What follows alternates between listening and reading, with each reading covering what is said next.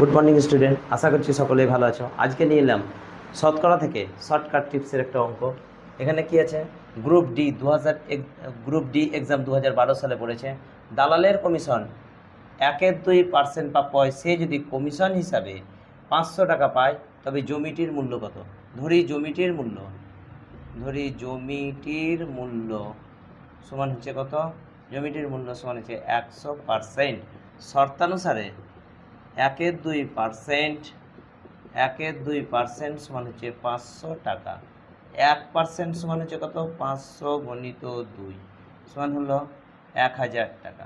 তাহলে 100% সমান কি হলো? 1000 গুণিত 100। তাহলে এখানে একের পর কটা? 5টা শূন্য, 1 2 3 4 5। তাহলে এখানে একের পর যদি 5টা শূন্য হয় তাহলে 1 লক্ষ টাকা। তাহলে অপশন কি?